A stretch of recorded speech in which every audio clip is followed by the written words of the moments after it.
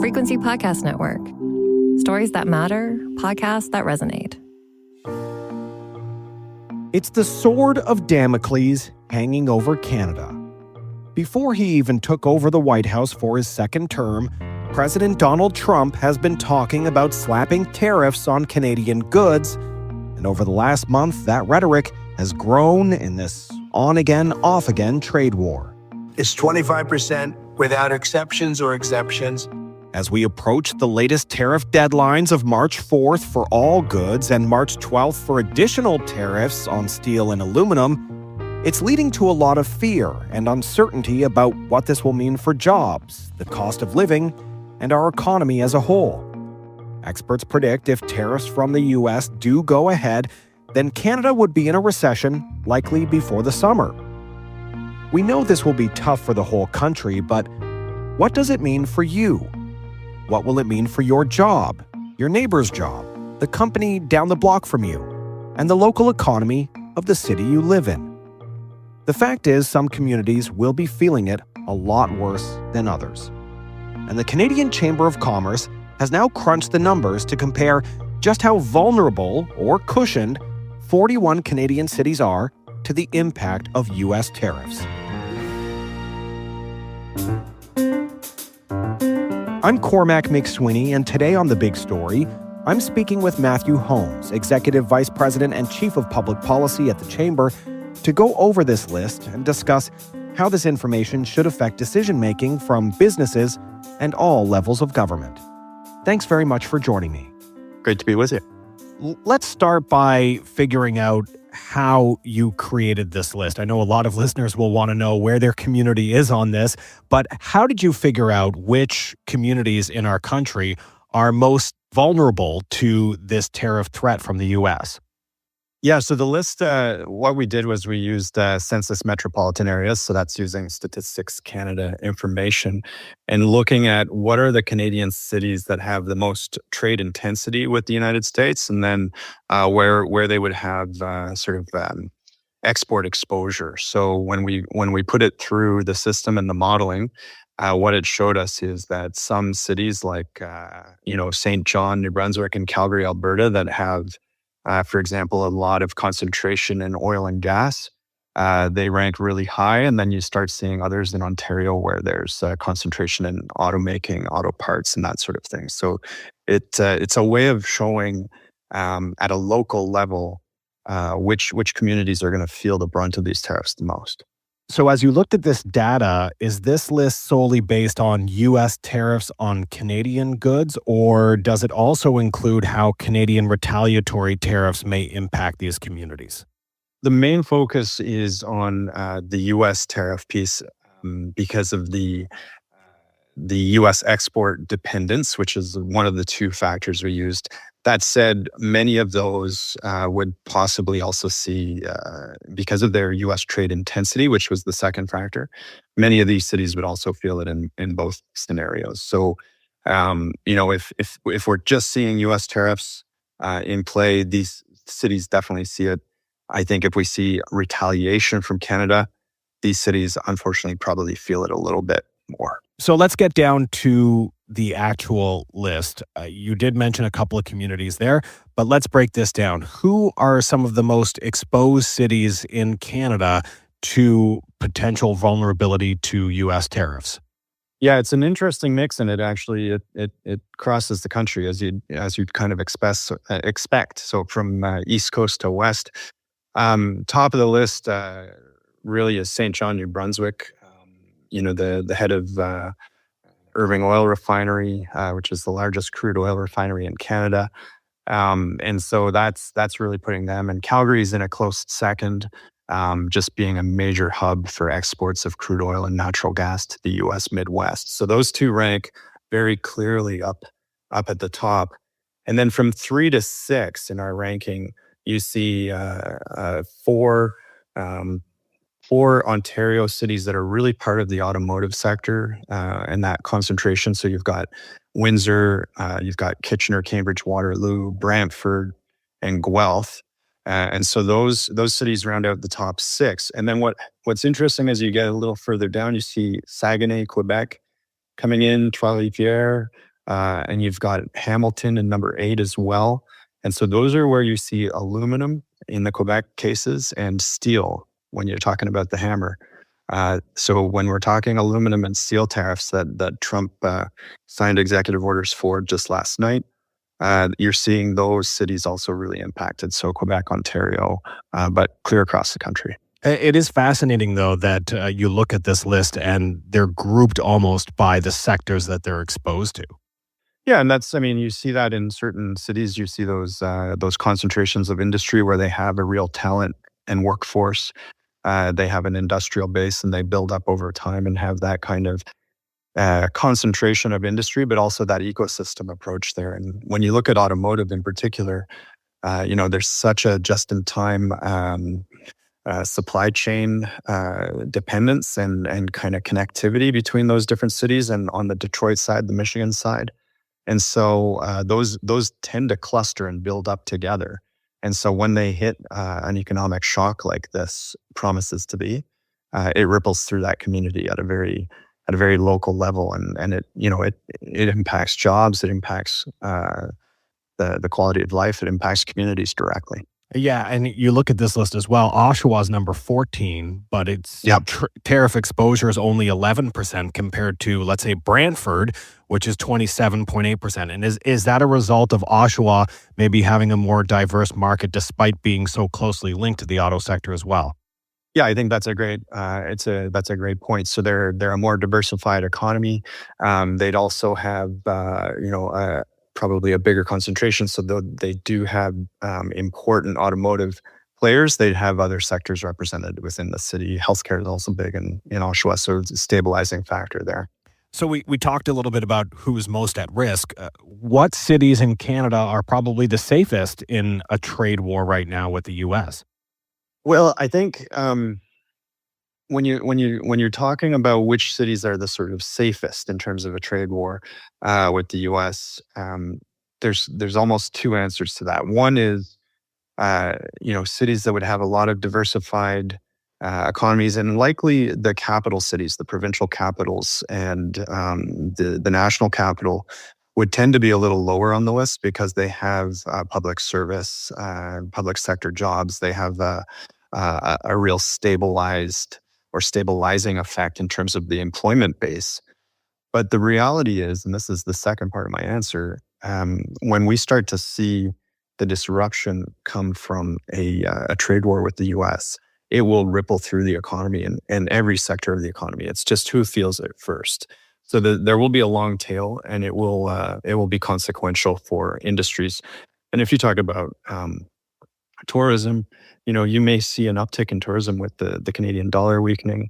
And so some cities will actually possibly see a little bump up in certain parts of their sectors. But then the consumers who live in those cities are probably going to see the price of groceries and gas go through the roof. So, it depends on the sector you're talking about. Certain cities will see a more immediate impact, but others will probably all feel it, and will feel it across the country. Yeah, and that's totally fair. If our energy sector is getting hit and our auto sector, the manufacturing sector, those are two big driving forces to our economy. And if they're hit, then it's going to impact everybody.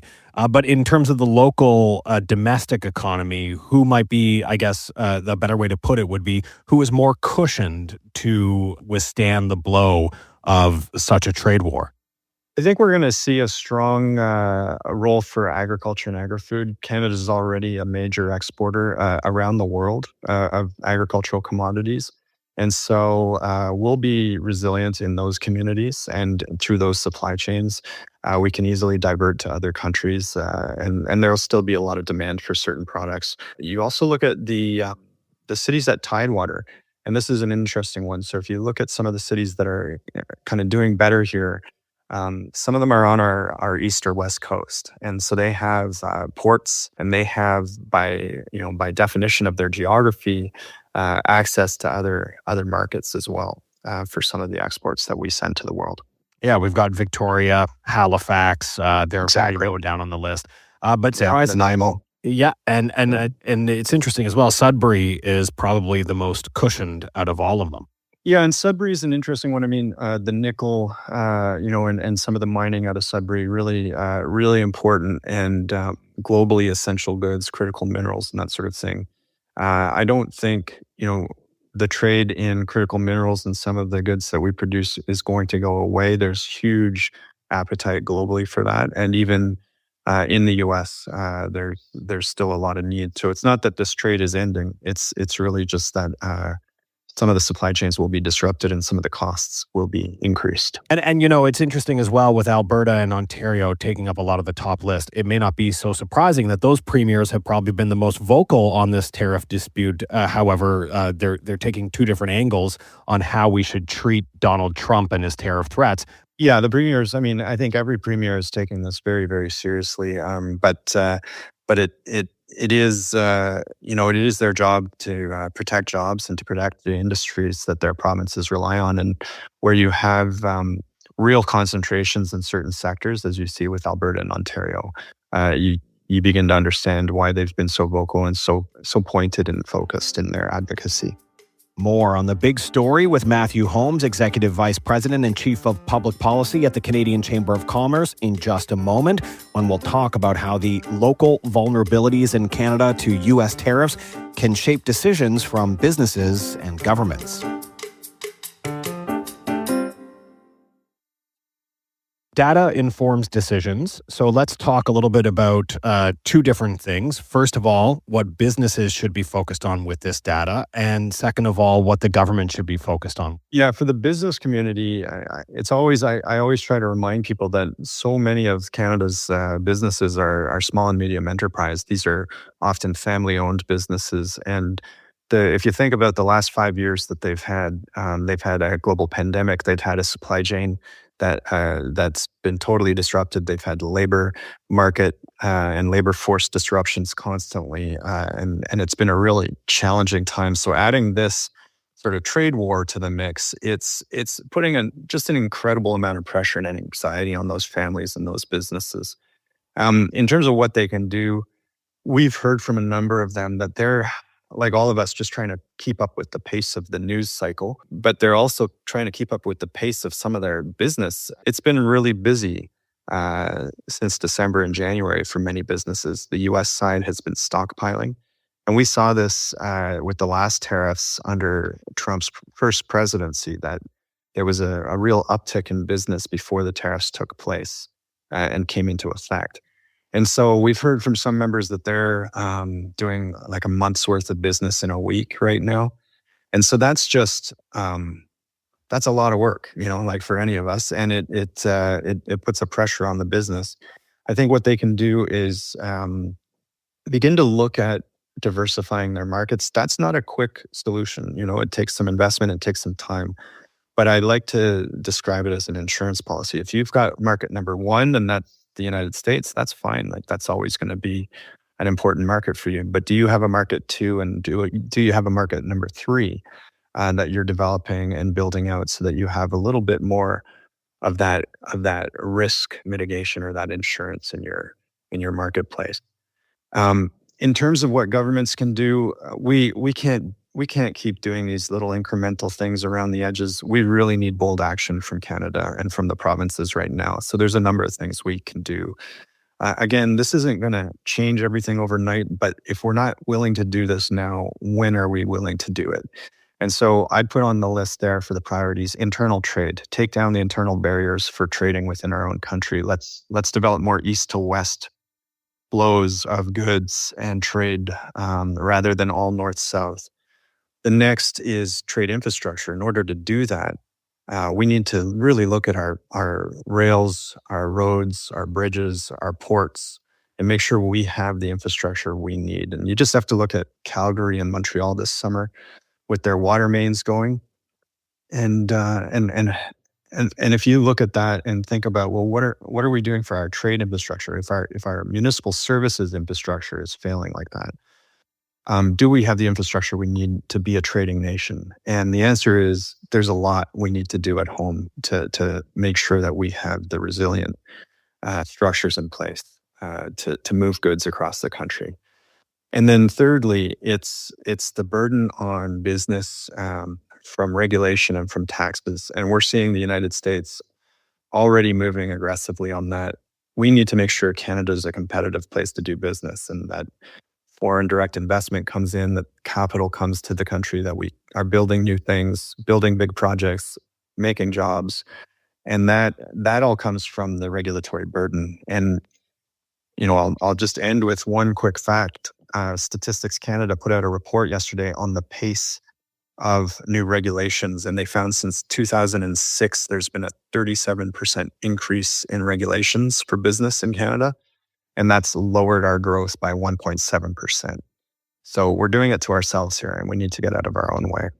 So essentially what you're calling for, and I think other people have talked about over the last number of weeks, but we need a big economic overhaul to the way we do business within Canada and the way we handle our goods within Canada, almost like a COVID-style approach, how we, in a short amount of time, were able to overhaul the way business was done in our country. Yeah, but not in the way that we sort of opened up the taps of government funding during COVID, but more around that sort of almost like a wartime effort where we rip through all of the barriers that keep us from doing big things and take some bold action, get everybody working on the same page. And I think part of this tariff threat from Trump, what it has done is it's really galvanized Canadians. It's brought them together. And there's a certain, I think there's a certain willingness and there's this political moment, I think, in the country right now that we have to take advantage of and really use to build our economy and set it up for the future. Example, more openness to an east-west pipeline. Yeah, east-west pipelines. I mean, I don't know if I would have ever predicted that I'd hear the Quebec premier say that they were open to that, and that he was open to that conversation again. So, and that's a historic one. We've had Alberta try to go west to BC to Tidewater. There, we've had it try to go east. There's opportunities in pipelines, in railways, in ports, in just getting our goods moving across the country and having some energy security here at home. It's an important conversation. We wouldn't be in the same place today if we'd done this 10 years, 15 years ago. Thank you so much. I really appreciate your thoughts on all of this. Thanks a lot. Good to be with you, Cormac. That was Matthew Holmes, Executive Vice President and Chief of Public Policy at the Canadian Chamber of Commerce, speaking with us about their list of 41 Canadian cities and just how vulnerable or cushioned they are to the impact of U.S. tariffs. I'm Cormac Mac Sweeney, and that was The Big Story. You can send us your feedback on this episode or any other episode by emailing us at hello@thebigstorypodcast.ca or leave a voicemail at 416-935-5935. You can find us on the Seeker app or on all your favorite podcast players. Please rate, review, follow, and share. Thanks for listening.